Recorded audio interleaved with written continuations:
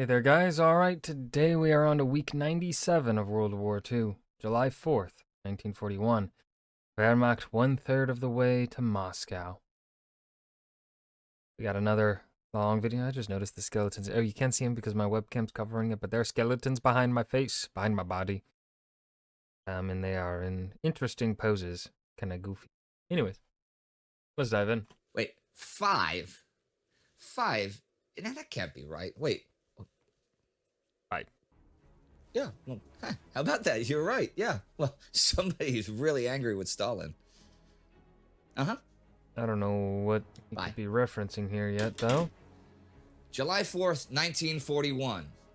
Operation Barbarossa, Germany's invasion of the Soviet Union, began last week, and Germany took tons of territory as the panzers surged forward. But already this week, a new wrinkle is emerging. When they're so far forward, how do you supply them?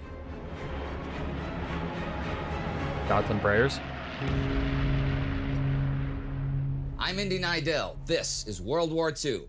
Last week, Germany invaded the Soviet Union, as I said, and took loads of land and caused heavy casualties in just a few days. Damascus... Oh, the visualization of how the German armies are spreading into Russia is... That's like... horror, like... I'm trying to think of the good word here. Sort of like how blood spills out in movies. Fell to the Allies, and Claude Auchinleck replaced Archie Wavell in command of the Middle Eastern Theater of British Operations. Rana Mitter states that the summer of 1941 marks a real shift in the geopolitics of the war. It might be hard to think that's not an understatement. The conflicts in the East and the West have been self-contained for the most part so far, but Barbarossa confronts Japan with the choice of whether or not to also attack the Soviet Union. There are some, like Foreign Minister Yosuke Matsuoka, who do advocate such a move, but the Army and Navy are against helping Germany, at the very least, until they have drawn substantial numbers of Soviet troops from Siberia to Europe. On the 2nd, Japan has an imperial conference, a meeting of Japanese government and military leaders and the emperor to explain policy to the emperor and nominally to take important decisions. In fact, these are already taken at the liaison conferences between the politicians and the military leaders. The decision is recorded that they will try to expand southward, first establishing military bases in Indochina, even at the risk of war with Britain or the United States. The United States knows of this fairly quickly because, as we've seen, they've cracked the major Japanese diplomatic code and even some minor operational codes. Indochina is, in theory at least, under Vichy French control. But those guys are taking a hit elsewhere this week.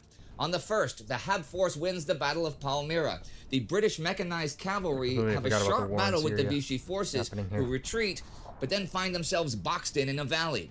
They surrender, and this is disheartening enough for the 3rd Light Desert Company, who garrisoned Palmyra, to also surrender. The Hab Force after that makes for Homs to threaten Vichy communication along the coast. Also in the Syrian campaign, on the 1st, elements of General Slim's 10th Indian Division cross into Syria from Iraq, and on the 3rd, those troops win the Battle of Deir ez-Zor. I said last week that Claude Auchinleck was going to take over command of Britain's Middle Eastern Theater of Operation, and this he does on the 1st. Also, since Middle East Command has had to deal with a lot of political stuff in the past, Oliver Littleton is appointed Middle Eastern Minister of State June 28th to deal with all of that. That is not the only news around the Mediterranean this week.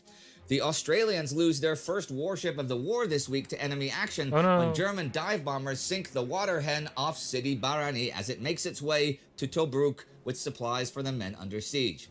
The Australians pretty quickly avenge this, though, when the Sydney sinks the Italian cruiser Bartolomeo Colleoni. And here are June totals for the Battle of the Atlantic. German U-boats sink 61 ships for 310,000 tons. Damn. There is a drop in shipping sunk by planes because of the air power Germany diverted for invading the Soviet Union. Total Allied losses are 109 ships for 432,000 tons. The first escort carrier, Audacity, enters British service. The Allies are making things more difficult for the U-boats. Radar that works on the 10 centimeter wavelength is slowly entering service. In good conditions, it can pick up a periscope at a kilometer away. Damn. Actually, people are working on all kinds of inventions. This month, the MAUD committee will report that they think it will be possible to make an atomic bomb from the isotope uranium-235. They also discuss using uranium as a power source and not just for a bomb. The British moved to set up a more permanent nuclear research program codenamed Tube Alloys. Wallace Akers is the director, and it is he who chooses the deliberately misleading codename, which is used by everyone who refers to the project. But let's look at the big codename, Barbarossa, and see how it's progressing this week. On June 28th, 6 days after the invasion began, advanced German units are 1/3 of the way from the border to Moscow. The tenacity of the Soviets is, however, being remarked upon by the Germans. Chief of Staff Franz Halder notes in his diary that they are fighting to the last man, and Völkischer Beobachter, the Nazi Party newspaper, writes on the 29th, "The Russian soldier surpasses our adversary in the West in his contempt for death. Endurance and fatalism makes him hold up until he is blown up with his trench or falls in hand-to-hand fighting." That day comes a directive from Moscow for the army. When withdrawing from a town, leave nothing usable behind. Certainly nothing like rolling stock for trains or animals like cattle, but even down to food. Not a loaf of bread, not a liter of fuel. Real fucked up. If you can't remove it, destroy it. Total scorched earth policy. The directive also calls for partisans behind enemy lines to work at blowing up bridges, railway tracks, destroying enemy telephone and telegraph communications, blowing up enemy ammunition dumps.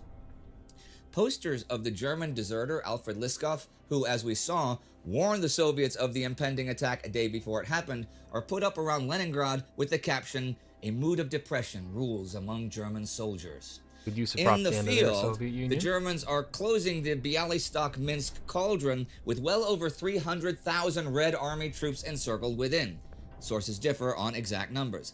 Hermann Hoth from the north and Heinz Guderian from the south advance with their panzer groups. Still, Hoth writes to his Army Group Center commander Fedor von Bock that the battle this day is a lot more difficult than anything so far for his 20th Panzer Division, and his 7th has lost so many of its tanks in just the first week that it needs to be reinforced from the 20th.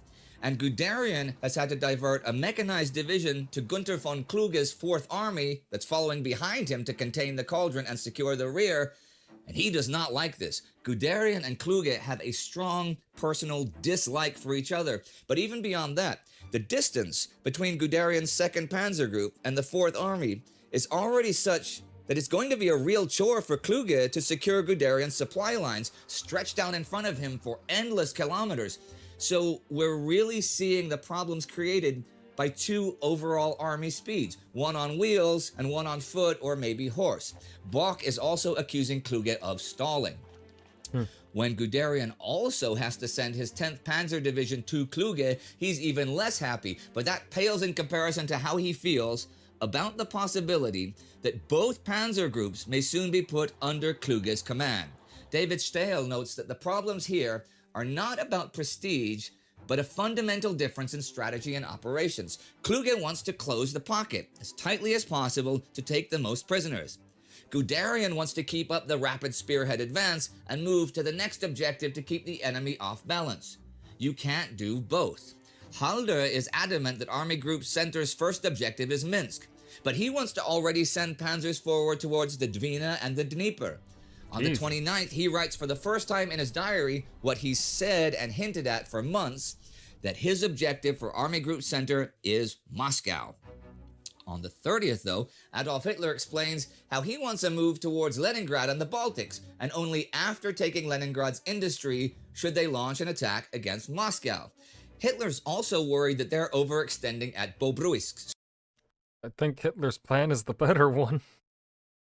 So he issues orders that Army Command cannot order the panzers to attack further eastward. Halder thinks this is a big mistake, but writes in his diary that he hopes the mid-level commanders will do the right thing anyhow without orders.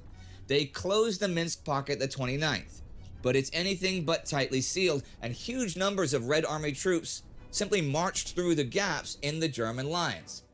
That's Army Group Center.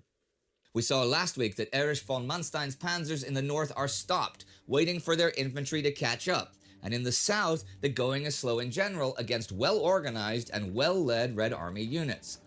The activity in the Northern and Southern Army groups illustrates the interdependence of each sector on the progress of the war as a whole.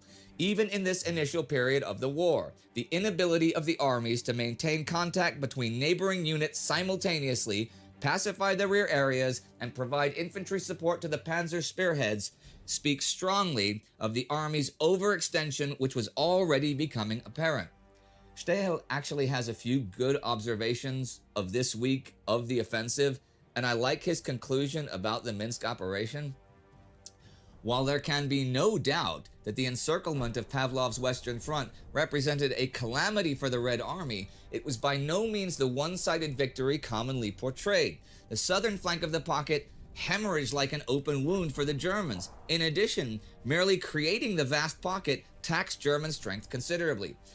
See, this has just been phase one, and it worked with the panzers Phase being one of so how many mobile and having at least some infantry support. But that's mainly because they had the same rough starting points. The panzers are soon going to race ahead, and the infantry is now far behind and having to deal with the surrounded Soviet forces. Halder, of course, needs to organize the panzers, so he's stopping them till the 5th, though he will change that to the 3rd. That day, a memorandum goes out to Army Group Center noting that there will soon be stretches of hundreds of kilometers behind the panzer groups with no German troops in them. They will literally be sending a big chunk of their army straight into enemy territory with no support or infantry to secure things. Oh, and the God. panzer supply columns, the trucks and the things crossing that gap would be the elements most at risk. The Finns and the Germans now begin Operation Arctic Fox. This is part of Good name. Operation Silver Fox to capture Murmansk. Also a good name. Last Silver week, Fox. Operation Reindeer secured the Petsamo nickel mines. Operation Platinum Fox is launched on the 29th to secure the Rybaki Peninsula, and Arctic Fox I launching a frontal attack on Soviet positions in Sala. The German troops are untrained for Arctic forest warfare, so it doesn't go well from the outset. They do also begin Operation Salmon Trap against the Kandalashka-Belomorsk railway Salmon line, Trap. and Okay. German and Finnish attacks begin in Karelia, even as the evacuation of over 200,000 children from Leningrad begins. That's 5 Finnish operations. Germany has 1, Barbarossa, with 3 million people attacking on a 1,500-kilometer front. The Finns have 5 this week. I don't know why I find that amusing, but I did find that amusing. Okay, anyhow. On the 30th in the south, General Mikhail Kirponos orders the withdrawal from the Lvov salient to the line Korosten, Novgorod, Shepatovka, Starokonstantinov, Proskuro. German Army Group South takes Lvov and other units make advances towards Kiev. On the 1st, the Germans capture Riga. Other units are well beyond the Dvina, heading for Ostrov. This day, a train with 2 passenger cars and 22 freight cars heads east from Leningrad. It contains many of the great treasures of the Hermitage: Rembrandts, Raphaels, Rubens, El Greco, and more. It is not just paintings and sculpture, but a huge collection of gold, diamonds, and jewels. German Foreign Minister Joachim von Ribbentrop asks the Japanese to attack the Soviets from the east, but they refuse, having already made their decision. The Soviet spy Richard Sorge will radio that intel from Tokyo to Moscow next week. And as a result, the Red Army will continue to bring reinforcements from the Far East without worry of an attack there. On the 2nd, the Romanian 3rd and 4th Armies and German 11th Army begin large-scale attacks. These attacks make it urgent to relocate the factories of the southwestern part of the Soviet Union. And on the 3rd, the State Defense Committee orders the transfer of 26 more armament factories eastward. Also on the 3rd, the Bialystok pocket surrenders. And at the front, Army Group Center's advance towards Dnieper-Dvina begins again, aiming at Smolensk. More on this next week. Halder writes in his diary the 3rd, "It is no exaggeration to say that the campaign in Russia has been won in 14 days. There is also Don't now think so, bud. the restructuring in Army Group Center that I said might happen. The 2nd and 3rd Panzer Groups under Huth and Guderian that had plowed ahead and created the Minsk cauldron are now subordinate to Kluge's 4th Army, which was all the infantry and support. As I said, Kluge and Guderian can't stand each other, so that's going to be fun. Kluge gives up all but 2 of his infantry corps, to Maximilian von Weich's Second Army, and the overall thing is now Kluge's 4th Panzer Army. Kluge is much more cautious about racing ahead than Guderian. Joseph Stalin publicly announces this day the scorched earth policy. He does this in his first radio broadcast since the invasion began. He calls for total war effort and guerrilla warfare in the territory lost. One thing here, although we cover atrocities and war crimes in our War Against Humanity series, I should point out that from the beginning of Barbarossa, the cruelty behind the lines was already reaching new levels of brutality. On the 4th, as the week ends, one of Heinrich Himmler's special task forces notes the murder of 463 Jews in Kovno. 2,500 more will die within a couple of days. In Tarnopol, Zborov, Vilna, and more, dozens and then hundreds of Jews are murdered as the days progress. As the week ends, the Vilna ghetto is established and the professors of Lvov are massacred. No. The week ends on the 4th of July, American Independence Day. President Franklin Rah. Roosevelt says the U.S. Eagle will screech. never survive as a happy and fertile oasis of liberty surrounded by a cruel desert of dictatorship. Earlier in the week on the 1st, all men over 21 in the United States must register for the draft. And so the week ends, with decisions made for new operations in Japan, scattered action in Syria and at sea, and the relentless progress of the German army in the Soviet Union. Martin Gilbert writes, "The cohorts and collaborators of the Germans did their own killing. It was not only Ukrainians and Lithuanians who had begun to kill Jews. In Norway, Josef Terboven ordered the roundup of all Jews in Tromsø and the northern provinces. They were deported to Germany. Other Jews arrested in Trondheim were shot. From Holland on June 30th, another 300 young Jews were rounded up and deported to the stone quarries of Mauthausen. But in the Soviet Union, the troops taken prisoner were not protected by any stipulations of the Hague Convention. Part of the Commissar decree that I did not read last week says, German soldiers guilty of breaking international law will be excused. I don't think it works that way. Russia has not participated in the Hague Don't think it Convention works. and therefore has no rights under it because, otherwise they'd be really nice to the POWs. Yeah. So already now For we sure. see that it's not only commissars who get the works. For many of the young men in the Wehrmacht have grown up indoctrinated with the anti-Bolshevism of National Socialism. And it is murder. That's the word for it. At this point, though, it's only the Germans who are privy to the secret of just how badly they plan to treat any Soviets who fall into their hands. At this point. If you'd like to see those... And this was week 97 of World War II, July 4th, 1941. Wehrmacht 1/3 of the way to Moscow. Now again, one of the issues I think ultimately with Operation Barbarossa is going to be there isn't too much to truly talk about here because it's a lot of at least the opening weeks. Right? We've had our discussion. We've mentioned briefly the incompetency of Russia, but that has been a thing that's been ongoing for many weeks now. But here, right, it is just Germany steamrolling through. Some problems are being shown and seen, but ultimately it's just things are happening. There really isn't much to go on with them as of yet. So, that was the week. I hope you guys enjoyed. Remember to hit that like button and subscribe for more. And I will see you guys in the next video. Peace.